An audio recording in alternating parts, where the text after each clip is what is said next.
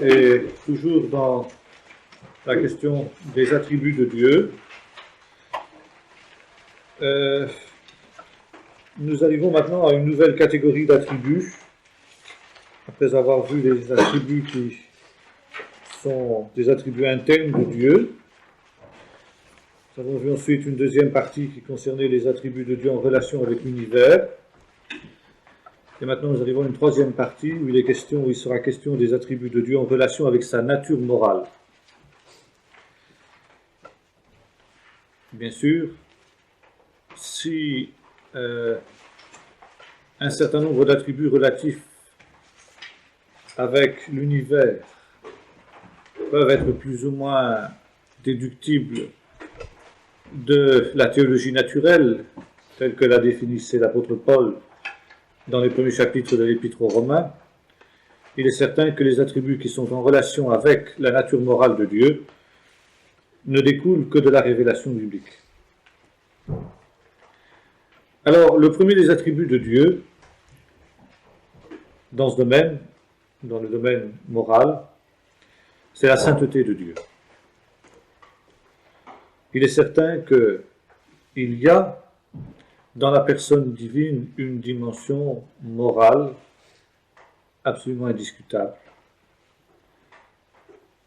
Et ceci, contrairement à ce que aujourd'hui on veut croire, on veut affirmer, et tout ce qui concerne la sainteté de Dieu est aujourd'hui, y compris dans les milieux chrétiens, un des attributs qui est les plus occultés. Et pourtant, c'est le premier des attributs moraux de Dieu. Dieu est saint. À plusieurs reprises, cette affirmation revient dans la Bible. D'abord dans le livre du Lévitique, où cette expression revient comme un refrain « Vous serez saints, car moi, l'Éternel, votre Dieu, je suis saint ». Nous retrouvons ça aussi dans la vision d'Ésaïe, lorsque, dans le chapitre 6, il entend les êtres célestes qui proclament « Saint, Saint, Saint est l'Éternel, le Dieu des armées ». Et bien sûr, on retrouve aussi cela dans le Nouveau Testament, dans la parole de Jésus. « Soyez parfaits comme votre Père céleste est parfait ». Quand nous disons que Dieu est saint, qu'est-ce que nous disons? Eh bien, tout d'abord, que Dieu ne peut ni pécher, mais en même temps qu'il ne tolère pas non plus le péché, et qu'il ne peut pas tolérer le péché. Dieu ne peut pas pécher, non pas que ce soit une entrave à sa liberté, mais Dieu ne péchera pas parce que c'est contraire à sa nature. Et parce que c'est contraire à sa nature, il ne peut pas non plus accepter de la part de ses créatures le péché. Et ce faisant, Dieu, le Dieu saint, va devoir juger le péché. Et il en est ainsi parce que c'est un impératif de la nature de Dieu. Dieu ne peut pas faire comme si le péché n'était pas le péché. Dieu, ainsi que il le dit à Moïse, ne tient pas le coupable pour innocent. C'est pas possible. C'est contraire à sa nature. Il ne le fera pas. Parce que ce serait se nier, se renier lui-même.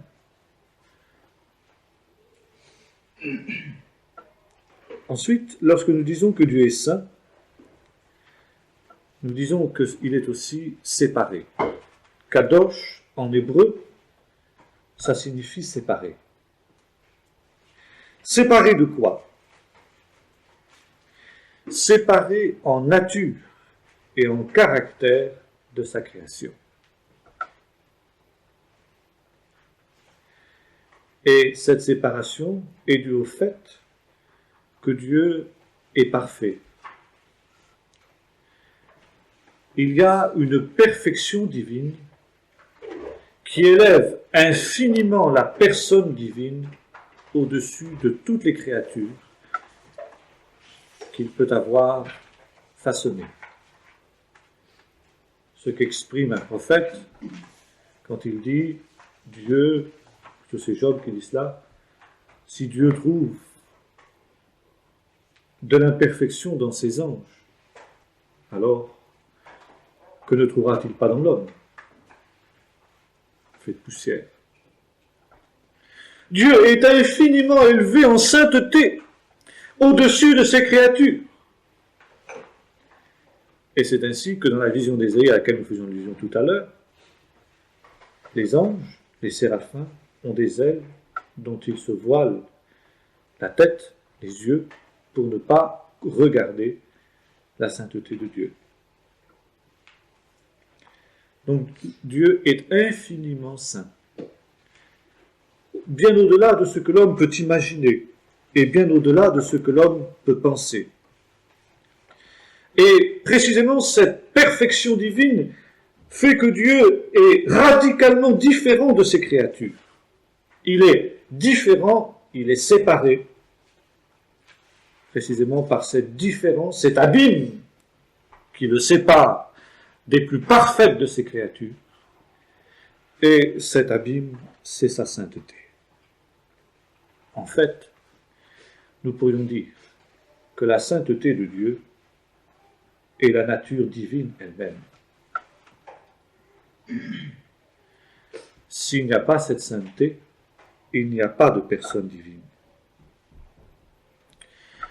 Or, ce que nous remarquons dans la Bible, c'est que chaque fois que Dieu se révèle, quelle que soit la nature de sa révélation, ce qui impressionne le plus et immédiatement la créature à laquelle il se révèle, c'est la sainteté de Dieu. Prenez tous les exemples bibliques et c'est toujours l'aspect premier qui ressort. Et ce faisant, lorsque Dieu se révèle, il sanctifie sa créature. Sa créature ne peut pas rester indifférente en face de la sainteté de Dieu. Tout ce qui vient en contact avec la personne divine se trouve ainsi sanctifié, y compris les objets. Par exemple, les objets du tabernacle lui-même, puis ensuite le temple. Après que le Seigneur soit venu dans son temple, dans son tabernacle, ces objets ont été sanctifiés. C'est-à-dire séparés de l'usage profane éventuel auquel ils auraient pu être consacrés, pour être uniquement consacrés au culte de Dieu, au service de Dieu. Dieu est celui aussi qui, dans sa révélation, se sanctifie aux yeux de ses créatures. Ça veut dire celui qui se révèle comme saint. Et c'est la première demande du Notre Père, que ton nom soit sanctifié. Le nom, c'est la personne même de Dieu. Que ton nom soit sanctifié, dit Jésus.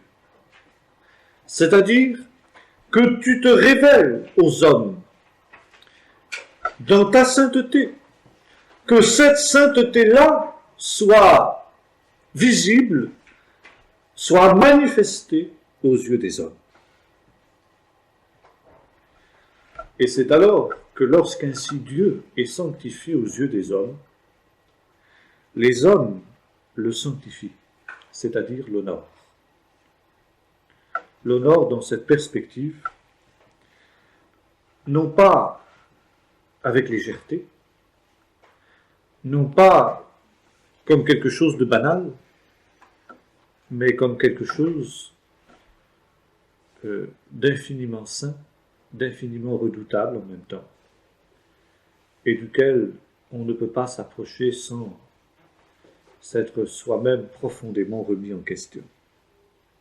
Autrement, le culte qui est rendu au Seigneur n'est qu'un culte où le nom de Dieu est profané.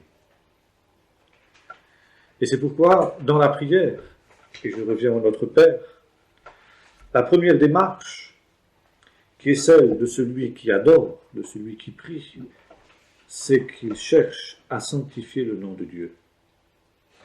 Autrement, tout le reste est sans importance.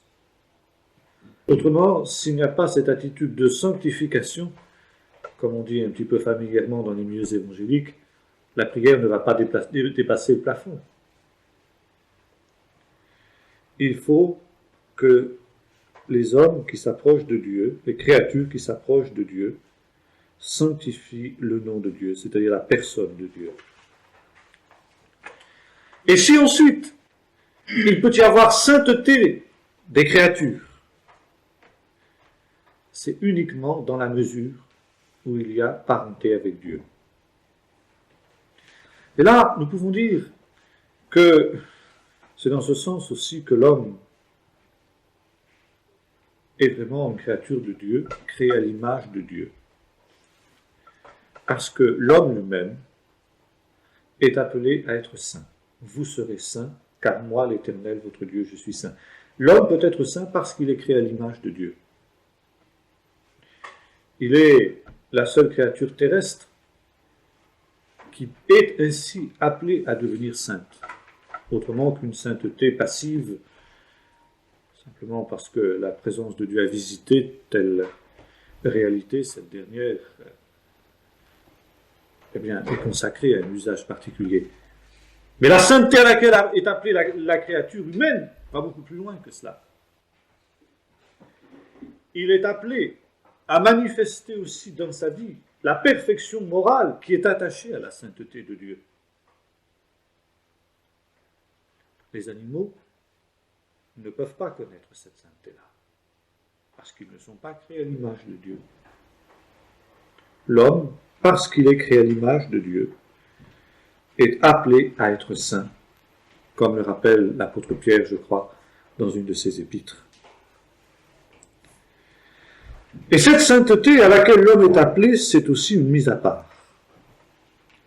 Mise à part pour être consacré, pour vivre pour Dieu, et pour vivre selon une loi qui est une loi morale, la loi de la sainteté de Dieu. Et la notion de loi morale découle précisément de la sainteté de Dieu. C'est parce que Dieu est saint qu'il se doit de donner des repères dans ce domaine, pour que l'homme puisse être saint. Et lorsqu'aujourd'hui, précisément, on s'efforce jusque dans les milieux chrétiens de faire disparaître la notion de loi morale, c'est parce que l'on a perdu de vue la sainteté de Dieu. Et c'est parce qu'en même temps, on n'est plus capable de prier, comme Jésus l'a enseigné, que ton nom soit sanctifié. Lorsque l'on retrouve la dimension réelle de l'adoration, immédiatement revient la notion aussi de loi morale. Dans tous les réveils, c'est quelque chose que l'on constate.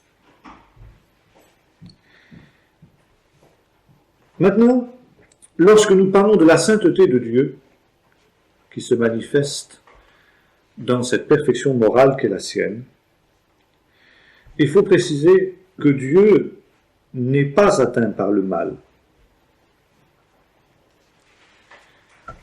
Il n'est pas affecté par lui. Un des amis de Job le lui rappelait. Si tu pèches, tu ne te fais de tort qu'à toi-même.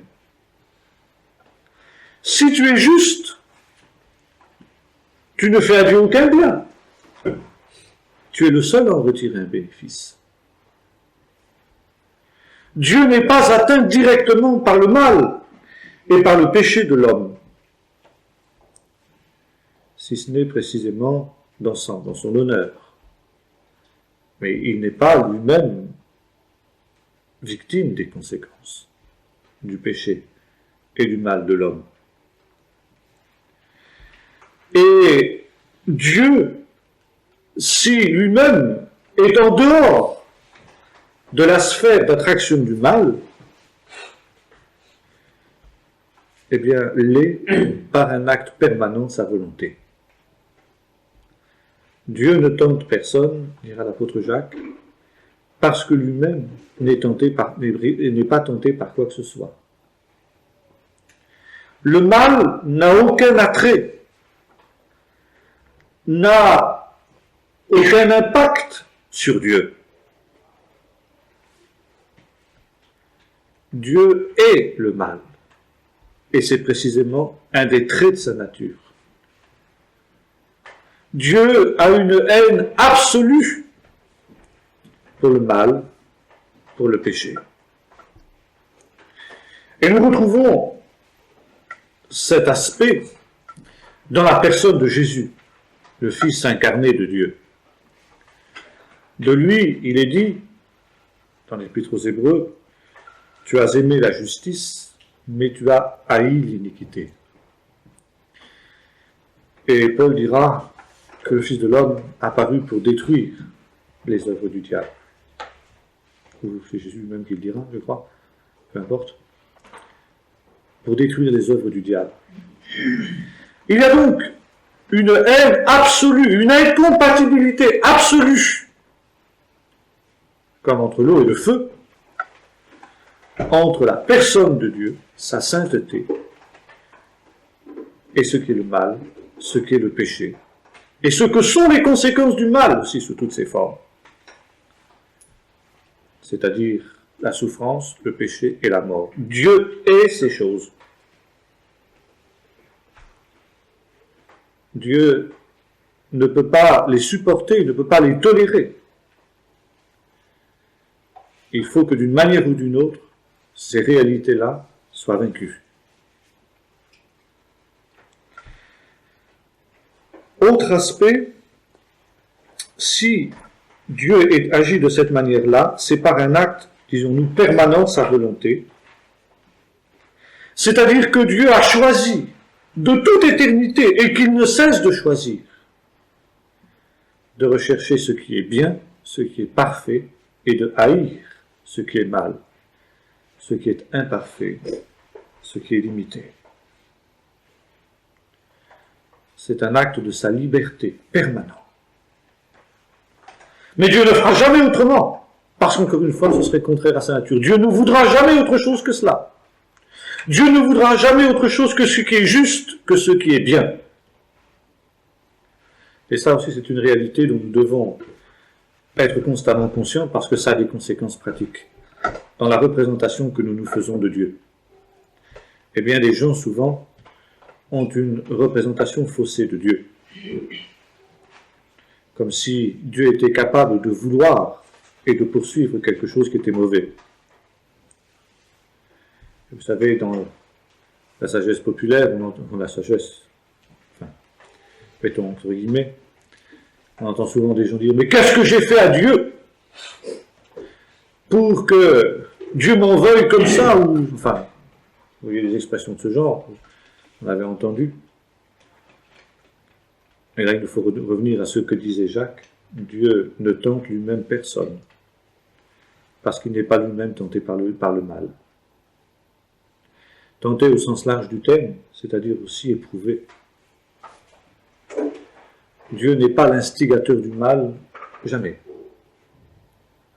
Dieu n'est pas celui qui envoie la souffrance. Dieu n'est pas celui qui envoie la maladie. Dieu n'est pas celui qui envoie les troubles, les catastrophes, les choses semblables. Ce n'est pas Dieu qui fait ces choses. Et c'est une conception erronée de Dieu de penser que Dieu puisse vouloir le mal, la souffrance. Dieu, quand nous aurons l'occasion d'étudier la providence de Dieu, nous verrons que Dieu permet ces choses. Il les permet en vue d'un meilleur. Mais Dieu ne les veut pas, et Dieu ne les envoie pas. Bien sûr, il y a dans l'Ancien Testament certains textes qui pourraient le laisser croire. qui pourrait laisser penser que Dieu est l'auteur de ces choses. En réalité, la révélation du Nouveau Testament nous montre qu'il n'en est rien. Dieu permet. Dieu laisse un certain nombre de lois spirituelles jouer.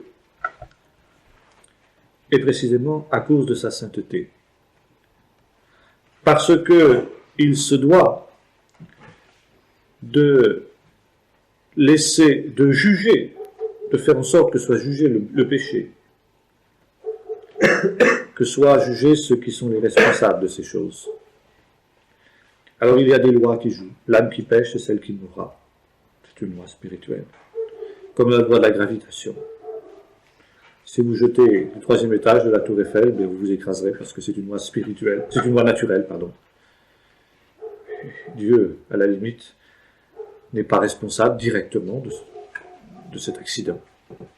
Si vous ne prenez pas les précautions minimum dans ce domaine, eh bien celui qui pêche, il récolte ce qu'il sème. Parce que c'est une loi spirituelle, comme la loi naturelle des semailles et des moissons. On récolte ce qu'on sème. Alors, la nature morale de l'homme, la nature morale que l'homme a en lui-même, est aussi un reflet de la sainteté de Dieu, parce qu'il est créé à l'image de Dieu, et en même temps une preuve de la sainteté de Dieu. Paul nous rappelle, dans les premiers chapitres de l'Épître aux Romains, qu'il y a dans le cœur de chaque homme une conscience morale. Une conscience morale, certes, obscurcie par le péché. Une conscience morale qui, de ce fait, peut être plus ou moins élastique. Mais une conscience morale quand même. L'homme a une notion innée de ce qui est bien et de ce qui est mal, et ceci dès son plus jeune âge. Et ceci n'a rien à voir avec une éducation morale, comme on voudrait nous le faire croire aujourd'hui. Et les psychologues modernes qui cherchent justement à détruire la notion du bien et du mal, et qui enseignent qu'il ne faut pas donner aux enfants de points de repère dans ce domaine, pas leur donner le sens du permis ou du défendu, eh bien, même ainsi, on se rend compte que le jeune enfant va développer spontanément une notion de bien, un certain nombre, une conscience morale, notion de bien et de mal. Alors, il en est ainsi parce que l'homme est créé à l'image de Dieu. Paul dit sa conscience l'accuse et en même temps le justifie. Il y a constamment en lui un tribunal intérieur. Et il est amené à se dire, même par rapport à des normes qu'il peut s'être données lui-même, par rapport à ces normes-là, il a fauté. Et en même temps, on est en lui la notion de responsabilité.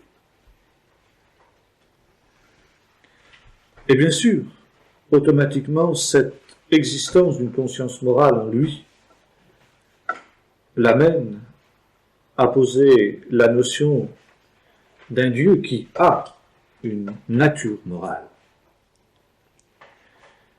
Et dans les religions païennes, les divinités, pour immorales qu'elles soient, car certaines divinités païennes sont profondément immorales, voire par exemple les divinités grecques ou romaines, n'est-ce pas? Mais néanmoins, ces divinités, pour immorales qu'elles soient, gardent tout de même une fonction de juge, devant lequel il faut rendre compte.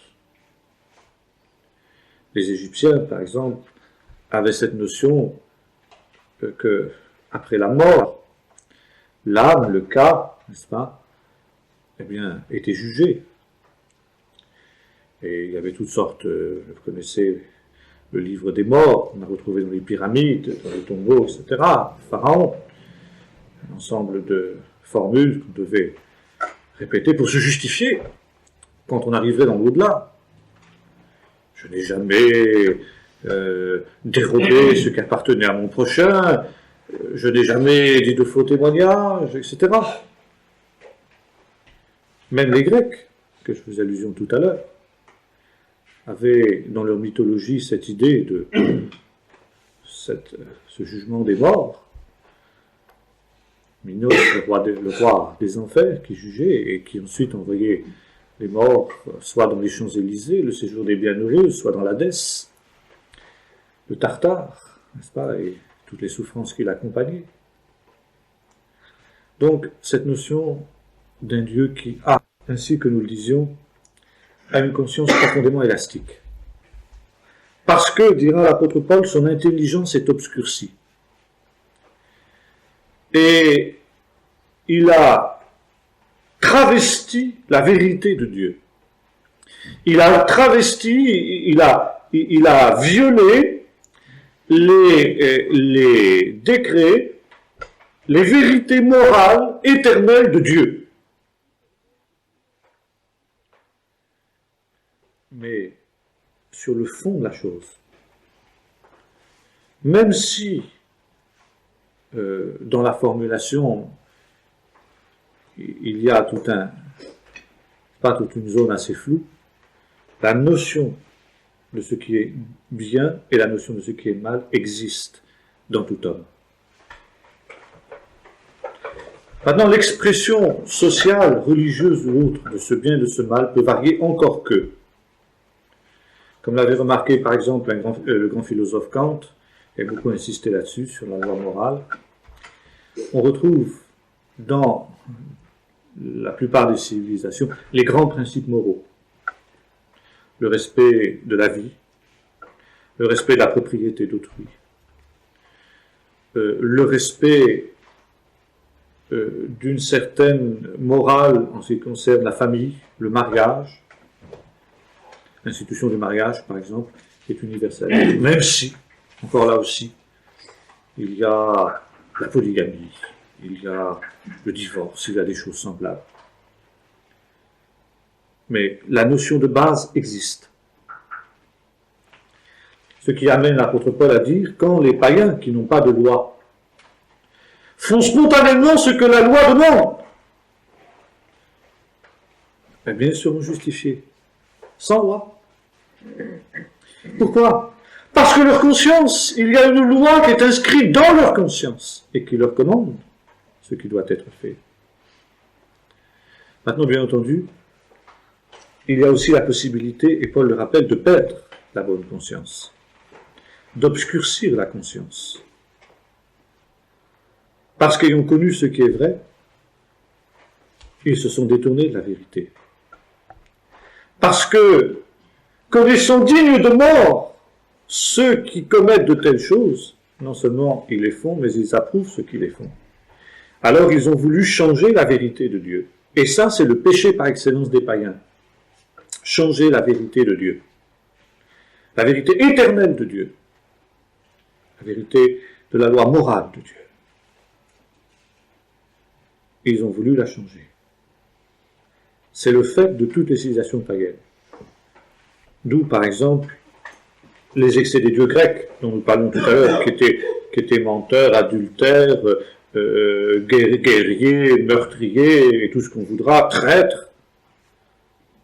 Bref, tout ce que d'ailleurs Paul évoque dans son premier chapitre des Romains, enflé d'orgueil, tout ce qu'on voudra. Et en même temps, évidemment, dans la vie pratique des Grecs de ce temps-là, ça se répercutait. Ils ont changé la vérité de Dieu. Mais que dire de notre temps ? Notre temps est celui qui a poussé le plus loin cela. Ce refus de la loi morale. Ce refus d'une vérité morale. Et notre temps dit, il n'y a pas de vérité morale. Il n'y a que des morales relatives. Ça commence au XVIIIe siècle.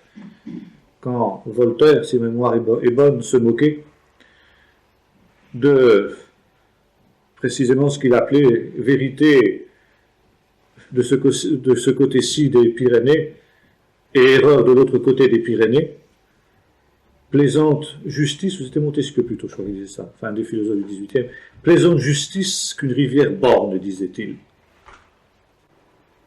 Et ça change pourquoi? Parce qu'encore une fois, l'intelligence est obscurcie. L'intelligence des hommes est obscurcie.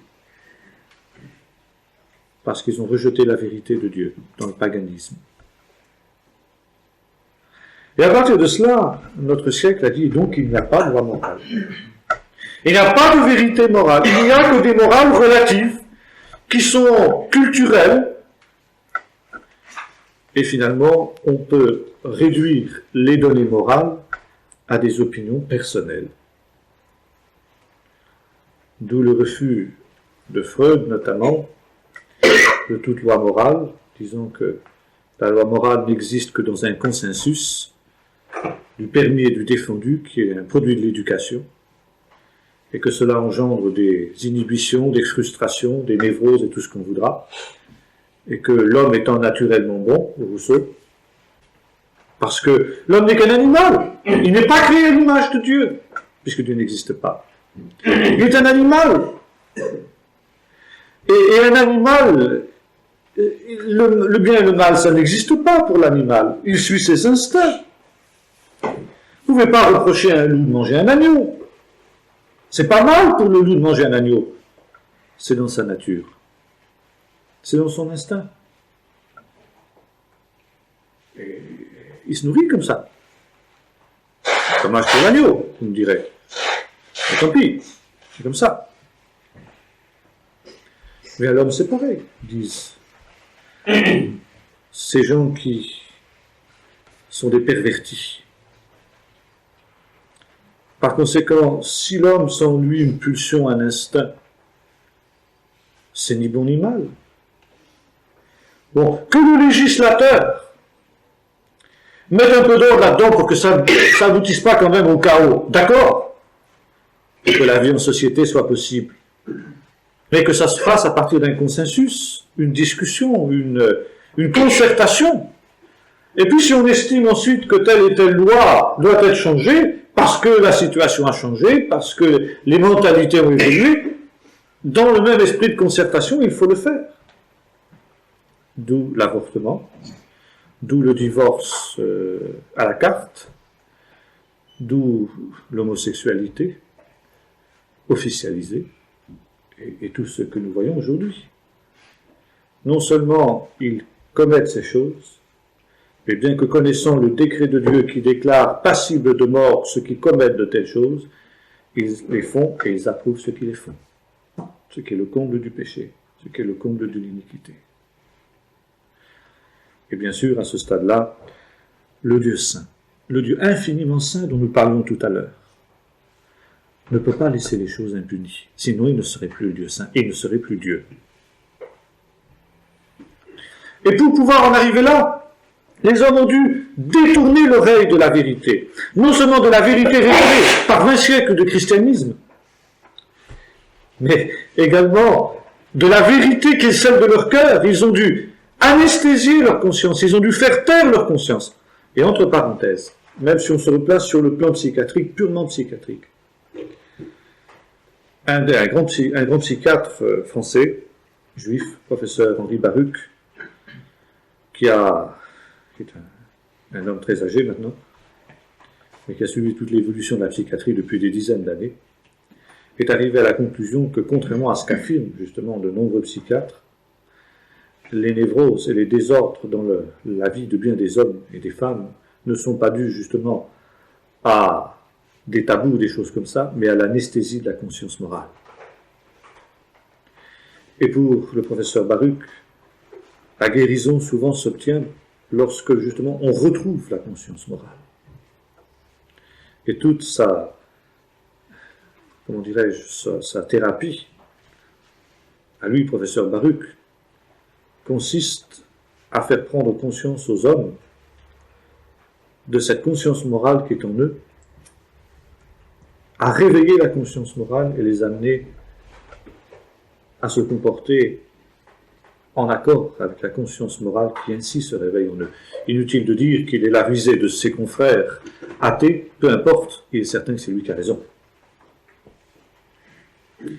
Car notre siècle est peut-être le siècle le plus libéré, entre guillemets, mais à aucune autre époque de l'histoire et dans aucune autre civilisation, il n'y a eu tant de problèmes d'ordre psychique, névrose, psychose et choses semblables.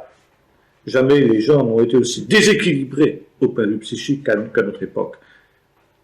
Pourquoi? Eh bien, le professeur Baruch a raison. Parce qu'on a voulu tuer la conscience morale. Or, la conscience morale est une des dimensions qui fait que l'homme est à l'image de Dieu. Et c'est l'image de Dieu dans l'homme qu'on essaye de tuer quand on essaye de tuer la conscience morale.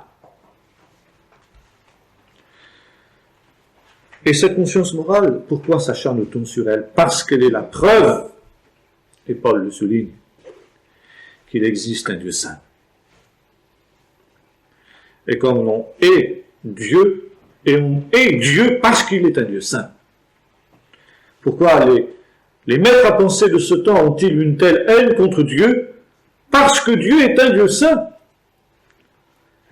Si Dieu était le Jupiter des Grecs, qui avait autant d'aventures féminines que tel grand acteur ou autre, ça irait. Mais Dieu n'est pas Jupiter des Grecs. Il est le Dieu d'Israël, le Dieu de la Bible, le Dieu saint. Alors on le hait à cause de cela. Et en même temps, à la conscience morale qui est dans le cœur de l'homme, vient s'ajouter une autre dimension, la Bible. La Bible qui condamne le péché. Et lorsque l'homme vient en contact avec la Bible, la conscience morale qui est en lui se réveille. Et c'est la première conséquence de la parole de Dieu dans la vie d'un homme, c'est que soudain sa conscience morale, plus ou moins anesthésiée, se réveille. Et soudain, à la lumière de la parole de Dieu, qui est une parole sainte, à l'image de celui qui l'a prononcée, toute faiblesse de la chair, c'est-à-dire de l'homme, est condamnée. Deuxièmement, la voie de la justice est révélée. Et cette justice qui est révélée dans la Bible apparaît bien au-delà, bien supérieure à toutes les lois humaines. Et ainsi que le dit l'apôtre Paul dans le chapitre 7 de l'Épître aux Romains,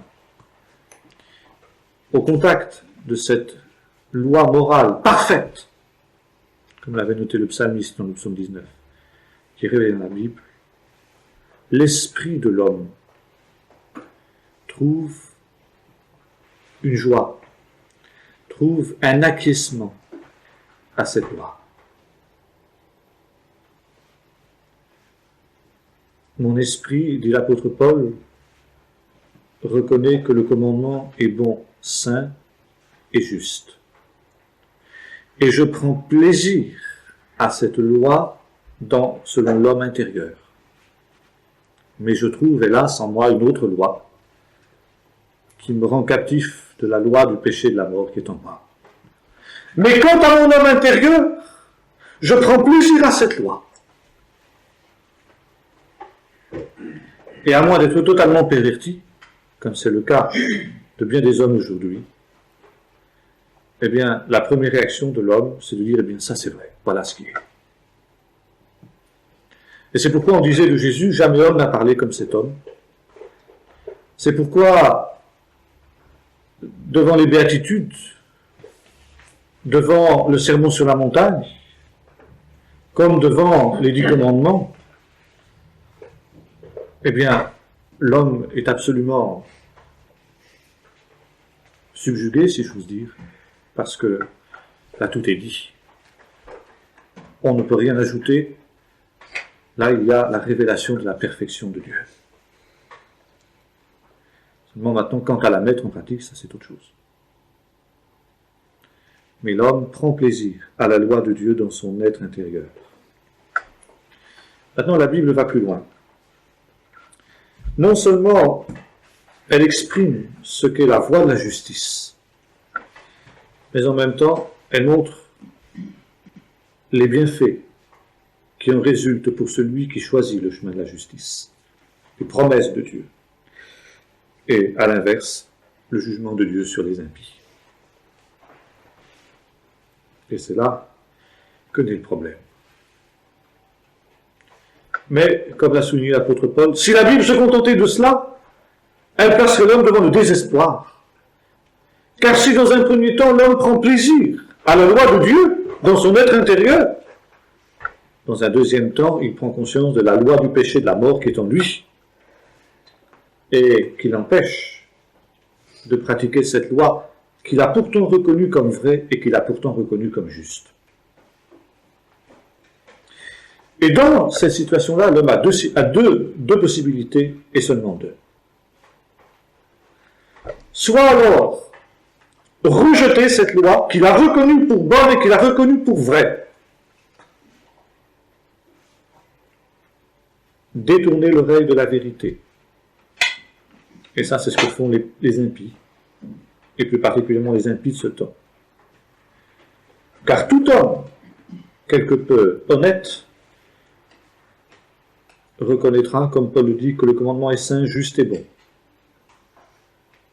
Mais ou bien, devant l'exigence de cette loi, il s'en détourne,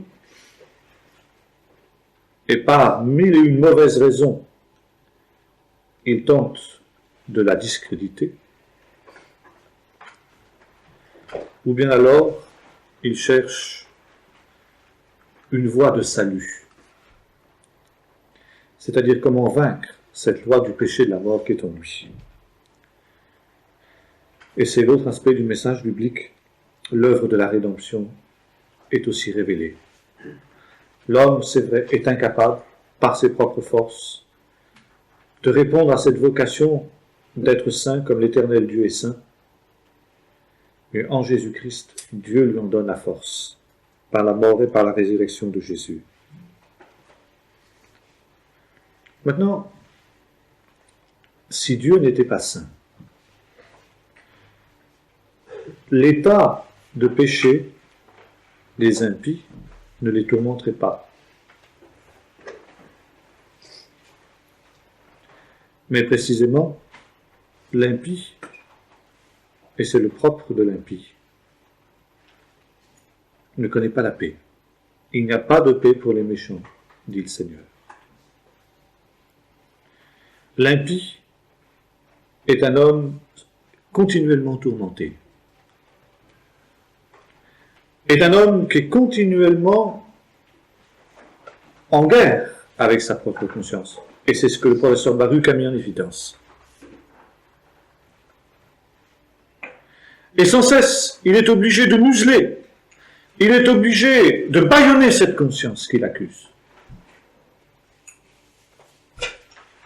Il est poursuivi par cela. Vous connaissez sûrement dans la légende des siècles cette mise en scène de Victor Hugo sur l'histoire de Caïn. C'est absolument remarquable. Caïn qui a tué son frère et qui s'enfuit dans la face de Dieu. Et Caïn est poursuivi constamment, où qu'il aille, il est poursuivi par l'œil de Dieu qui le regarde. Et qui est, bien entendu, un rappel constant de son péché. Et toute l'histoire ultérieure de Caïn, selon ce que Victor Hugo a imaginé dans la légende des siècles, est l'histoire de cette fuite de Caïn qui essaie d'échapper au regard de Dieu. Alors, Caïn, comme c'est écrit dans la Bible, construit une ville. Il essaie de se mettre là-bas des murs épais pour que le regard de Dieu ne puisse plus l'atteindre. Et malgré l'épaisseur des murs, eh bien Dieu est là. Et il voit l'œil de Dieu. Et finalement, Caïn construit donc des enfants, il devient un peuple important, nombreux, etc. Toujours pour échapper au regard de Dieu, et toujours il y a cet œil-là qui le poursuit. Et à la fin, n'en pouvant plus, Caïn demande à être en quelque sorte enfermé dans une espèce de tombe profonde et obscure pour que le regard de Dieu ne puisse plus l'atteindre. Et le poème se termine ainsi, vous connaissez ce vers de Victor Hugo, alors que la tombe avait été scellée sur le vieillard qu'il était devenu, et que ses enfants, ses petits-enfants là-bas, disaient ben maintenant au moins il est tranquille. Eh bien, le poème se termine ainsi, l'œil était dans la tombe et regardait Caïn. C'est en même temps le psaume 139, on n'échappe pas à regarder. Mais c'est merveilleusement dépeint la situation finalement de l'impie. Il n'y a pas de paix pour lui. Constamment, il a beau faire, il a beau dire, eh bien, il y a cet œil de Dieu. Et finalement, il y a ce désir d'étourdissement dans l'homme. Pascal aussi l'a très bien montré dans les pensées. Le désir du divertissement pour ne pas penser, ne pas s'arrêter, ne pas être seul avec soi-même, ne pas être seul avec sa conscience. Et c'est un des traits aussi de notre temps. L'agitation fébrile dans laquelle vivent des milliers et des milliers de personnes qui commencent dès le matin quand on ouvre le poste de la radio ou même le poste de la télévision déjà maintenant, n'est-ce pas? C'est pour ne pas être seul avec soi-même. Parce que quand on est seul avec soi-même, on est pris de vertige. Et ceci est la preuve qu'il existe un Dieu saint. Et c'est pourquoi nous arrivons à cette notion, ce besoin. Devant, en même temps, cette dépravation de l'homme, qui en face de la sainteté de Dieu, soudain prend conscience de ce qu'il est, et en même temps prend conscience, et c'est le deuxième aspect, ou bien alors, encore une fois, rejette cette loi morale de Dieu, ou bien alors, il prend conscience du besoin d'un sacrifice unique et infini pour restaurer le pécheur dans la sainteté qu'il a perdue. Et à ce moment-là, eh bien, le pécheur s'ouvre à l'œuvre du Saint-Esprit, qui opère en lui 3 choses, 4 même. Le pardon de ses péchés, une nature nouvelle qui lui est donnée, une nature sainte, la grâce imméritée de Dieu pour vivre une vie nouvelle, et enfin on peut ajouter au dernier jour,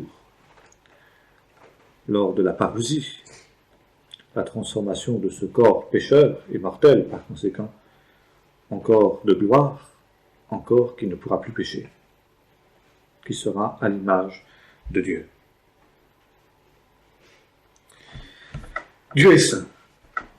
Et maintenant, nous pouvons faire un pas de plus et dire une autre proposition, avancer une autre proposition.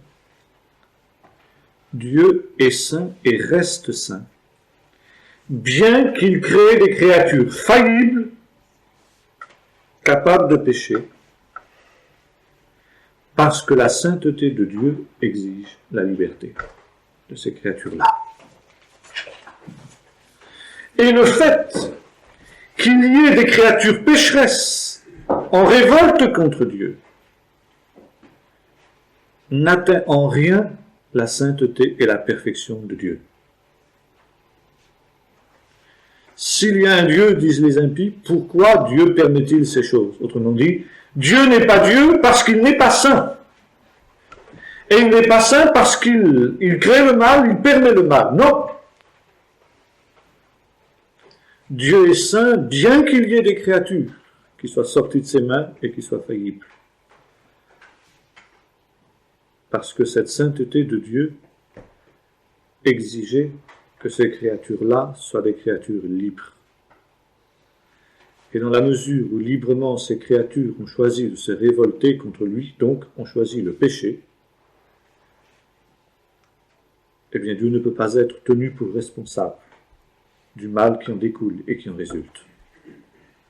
Encore une fois, chacun récolte ce qu'il a semé. Dieu est saint parce qu'il est libre. Dieu est saint parce qu'il choisit toujours librement ce qui est juste, ce qui est bien. Et j'ajouterai aussi ce qui est beau. C'est pourquoi, par exemple, dans le domaine de l'art, aujourd'hui, la dégradation de l'art dans tout ce qui est laid, que ce soit pour ce qui concerne les arts plastiques, que ce soit ce qui concerne la musique, eh bien, montre que là, il y a quelque chose de profondément dégradé. Donc, dans la mesure où Dieu est saint parce qu'il est libre, et dans la mesure où les créatures qu'il a façonnées étaient aussi appelées à être saintes, il fallait qu'elles soient des créatures libres. Adam et Ève n'ont pas été créés saints.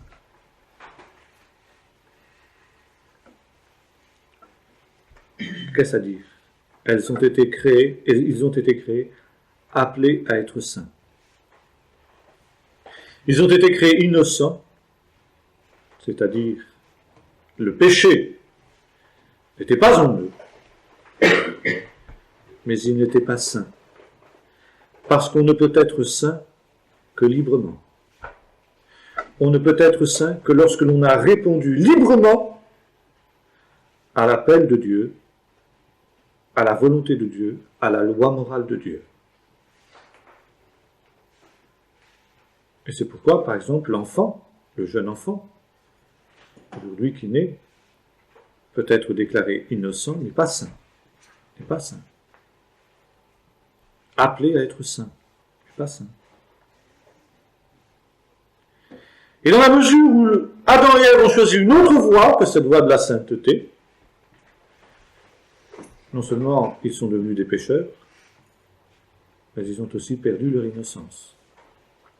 Lors de la nouvelle naissance, quand un homme naît de nouveau en Jésus-Christ, il retrouve dans la nouvelle naissance la situation qui était celle d'Adam et Ève.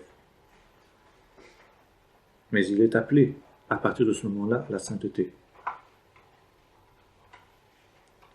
Et c'est l'œuvre de la sanctification qui est l'œuvre de toute une vie, qui nous conduit à répondre à la vocation qui nous est alors adressée. Dieu, il est vrai, a préconnu la chute d'Adam. Il savait qu'il choisirait ce qui est mal. Et là, précisément, on touche un des problèmes théologiques les plus profonds qui soient. Si Dieu, le Dieu saint, a su, dans sa préscience éternelle, son omniscience, que nous avons étudié ensemble la dernière fois, si Dieu a su d'avance ce que serait le choix d'Adam et d'Ève, et les conséquences qui en découleraient pour l'humanité tout entière, si Dieu savait qu'alors il y aurait ce déchaînement de souffrance et de mal que Dieu, encore une fois, est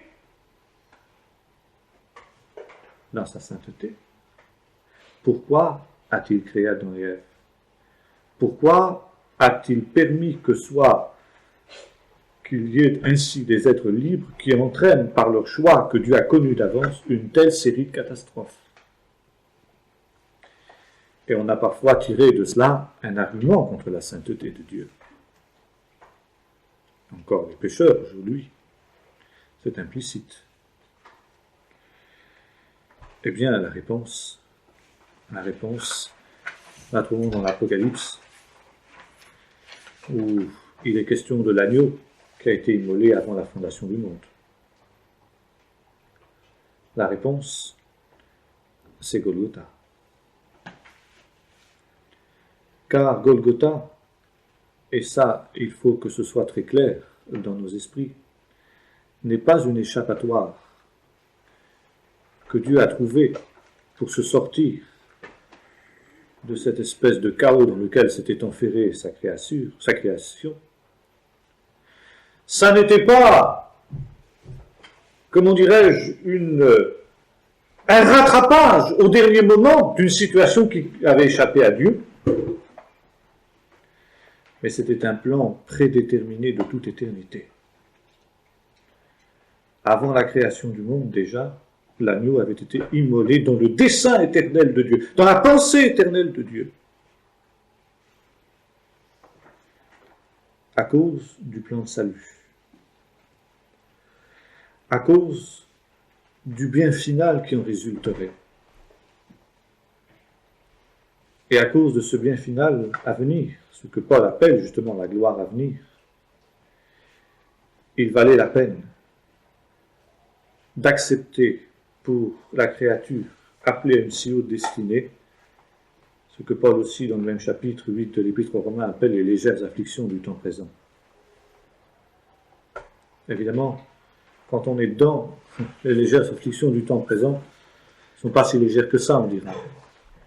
Mais au regard de la gloire à venir, au regard de l'éternité, eh bien ça apparaît comme étant de légères afflictions. Et Dieu a sacrifié, pourrais-je dire, le bien en vue du mieux. Le bien immédiat, le bien passager en vue du mieux.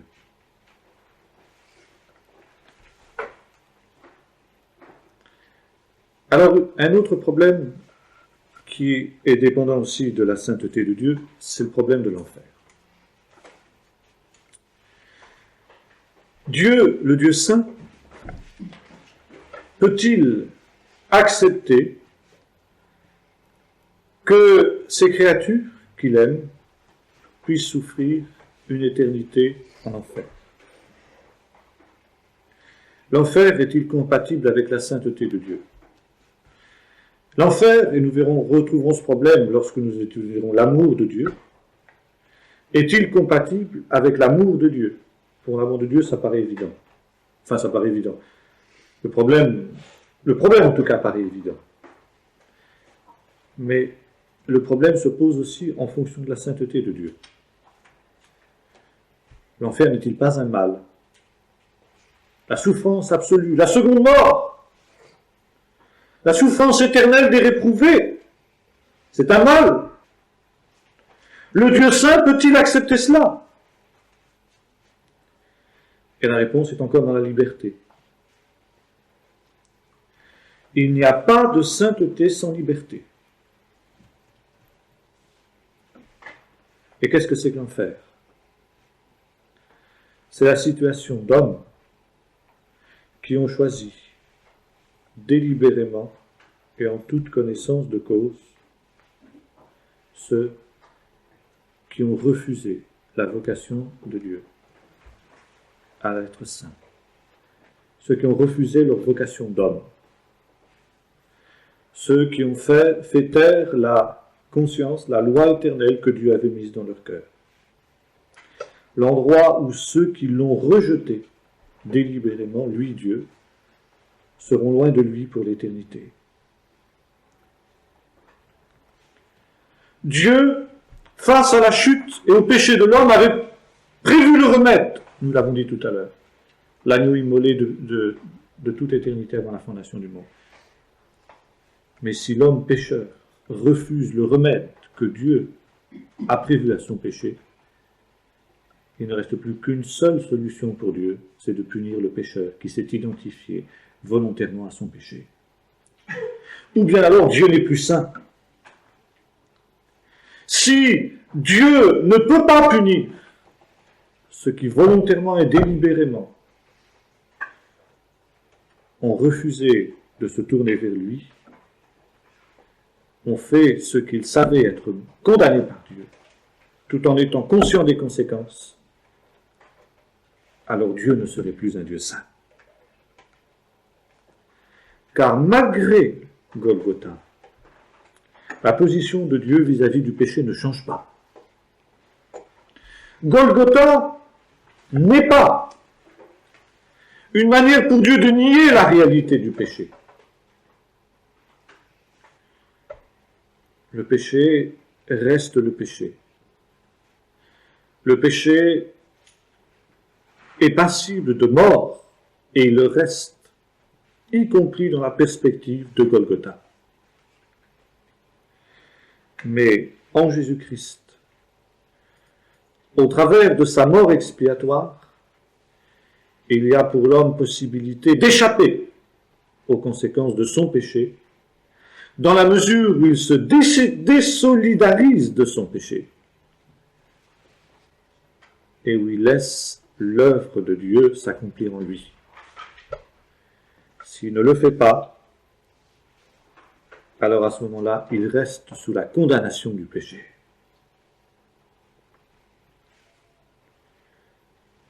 Maintenant, il y a une autre conséquence.